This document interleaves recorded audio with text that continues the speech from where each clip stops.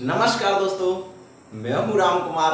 आप सभी का आपके अपने YouTube channel study Vande Mataram YouTube channel में फिर से एक बार स्वागत करता हूं। दोस्तों, आज हमारी सेकंड क्लास है सर्वनाम में। इसको हम हालांकि कल ही पहले पूरी करने वाले थे, किसी कारण पावर ऑफ हो गया है। इन्वर्टर थोड़ा सा पता नहीं गर्म हो गया था, क्या हो गया था, गर्म नहीं शायद बैटरी डिस्चार्ज हो गई थी, तो जिसके कारण ये क्लास हमारी ऑफ हो गई थी, अधूरी। तो उसको हम पूरा करने वाले हैं। और दोस्तों, हमने आपको विश्वास दिलाया था कि हम आपको ऐसा एक प्लेटफॉर्म लेके आए हैं और ऐसा सीरीज चला रहे हैं कि यूपी पुलिस में पूरे के पूरे 32 चैप्टर होते हैं ये हिंदी के, और 32 ही चैप्टर हम पूरे थ्योरी क्लास के माध्यम से करने वाले हैं। एक एक क्वेश्चन को ढूंढ ढूंढ के करेंगे। अगर आप किसी भी प्रीवियस ईयर किसी भी प्रैक्टिस सेट को उठाकर देख लीजिएगा, अगर इन क्लासों से अगर प्रश्न नहीं मिलेंगे दोस्तों, हम उसी दिन क्लास डिलीट कर देंगे, ये हम वादा दिलाते हैं आपको। ठीक है, तो चलिए क्लास को शुरू करते हैं। देखिए, हमने कल क्या किया था, कल हमने इसके प्रकार बता दिए थे। तो इसके आज हमें क्या पढ़ना है, वो प्रकार कौन से हैं। कितने बताए थे? 6, जिसमें से पहला हमने कौन बताया था? पहला बताया था बच्चों निश्चयवाचक। क्या बताया था? निश्चयवाचक सर्वनाम। कौन सा बताया था? निश्चयवाचक सर्वनाम। इसके बाद इसमें क्या बताया था दोस्तों? इसमें हमने बताया, क्या बताएंगे, इसमें होता है निश्चय। इसमें एक मिनट, इसमें होता है निश्चय का बोध। निश्चय का बोध होता है। निश्चय का बोध होता है। कैसे होता है? लिखिएगा पहला उदाहरण, यह पेन मेरा है। यह पेन मेरा है। दूसरा है एक मिनट, वह है पिताजी मेरे हैं। वह है पिताजी मेरे हैं। और यहीं पर दोस्तों हम लिखेंगे इन्हीं का नेक्स्ट वाक्य, यह है मेरा पेन है।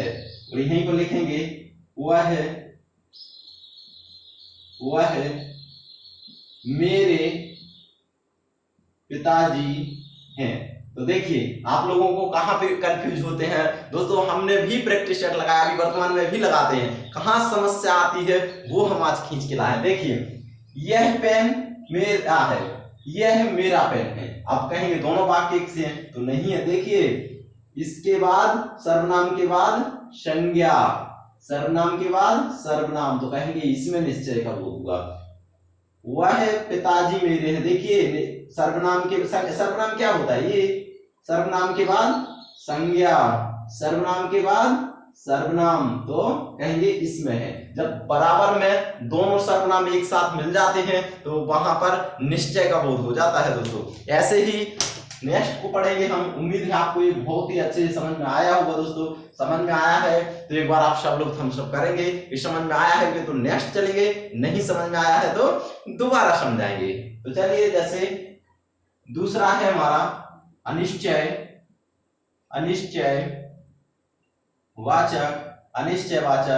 सर्वनाम। अनिश्चयवाचक सर्वनाम में क्या होता है दोस्तों? इसमें बस उल्टा हो जाता है। इसमें क्या होता है?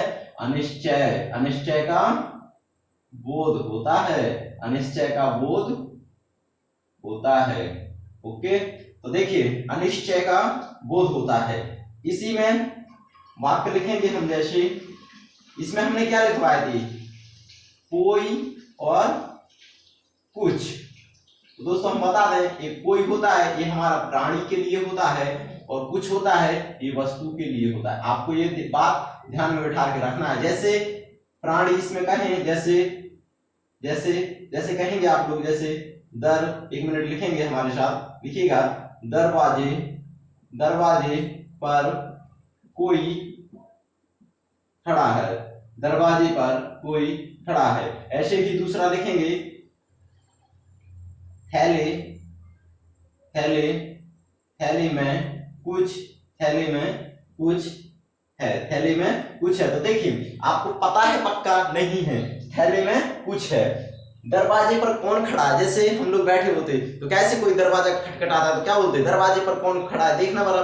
तो ऐसे ही जब हमें अनिश्चय का वो दो निश्चय पता नहीं होता है दोस्तों, तो उसी को हम अनिश्चयवाचक सर्वनाम कहते हैं। तीसरा कौन सा लिखवाया था दोस्तों, एक बार बताइएगा आप लोग, अपना नोट्स जहां बना के रखे हैं वो देखिएगा और निकालिएगा कि तीसरे नंबर पे हमने लिखवाया था लिखवाया था हमने संबंध वाचक सर्वनाम, संबंधवाचक सर्वनाम, संबंधवाचक सर्वनाम, संबंधवाचक सर्वनाम। इसमें हमने क्या लिखवाया था, जो और सो, ये तो होते ही हैं जो और सो, लेकिन इसकी और बेस्ट ट्रिक क्या है, इसमें दो उपवाक्य, इसमें दो उपवाक्य जुड़े होते, इसमें दो उपवाक्य जुड़े होते। कैसे जुड़े होते, जैसे पहला लिखिएगा, जो करोगे वह, जो करोगे सो भरोगे। दूसरा है हमारा जैसी करनी वैसी भरनी। तीसरा है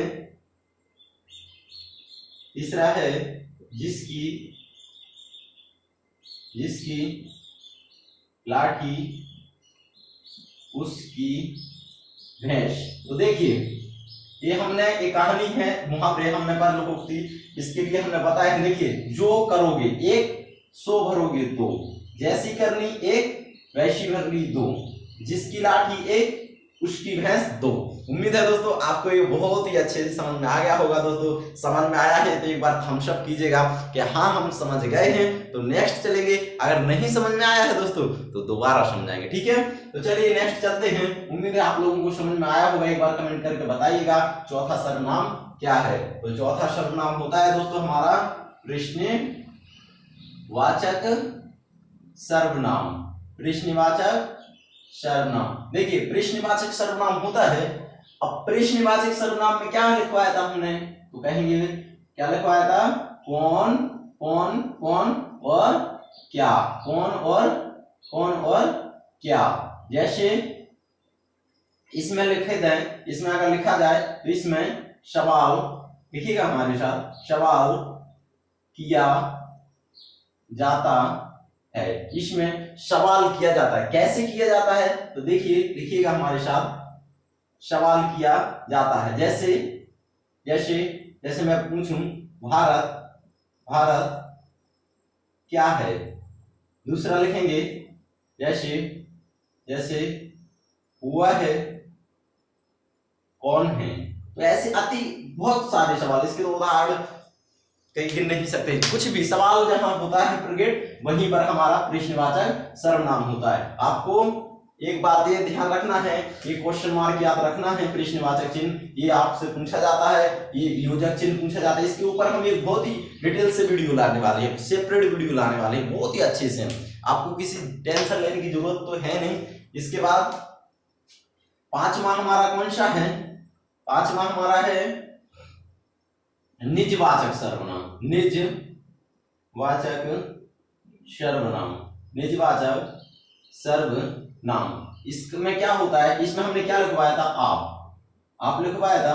जैसे इसमें स्वयं व आप व खुद ऐसे शब्द आते हैं। जैसे हम लिखेंगे, जैसे वह काम मैं स्वयं कर लूंगा।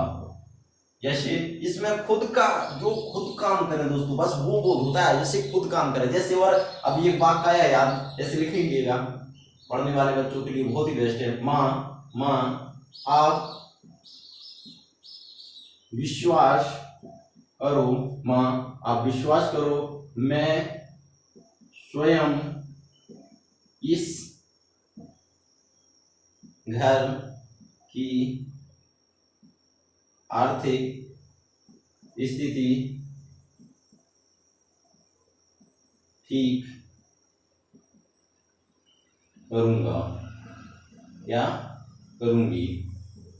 तो इसमें स्वयं का बोध होता है, जो खुद करें उसी का बोध होता है। दोस्तों अभी हम बता दें, ये बैकग्राउंड थोड़ा सा आपको इसका वापस दिख रहा होगा, क्योंकि अभी बहुत ही अभी मतलब ऐसे बाहर से उजाला बहुत आ रहा है। अभी लाइट वाइट तो पूरा चालू है स्टूडियो, लेकिन अभी फिर भी ऐसा आ रहा है। तो इसका उजेला कम करके रखा है हमने बोर्ड का, तो उजेला कम है तो वो वापस से खींच रहा है। तो ऐसा पिछले साइड कपड़े टंगे हुए दिख रहे होंगे आप लोगों को, ठीक है।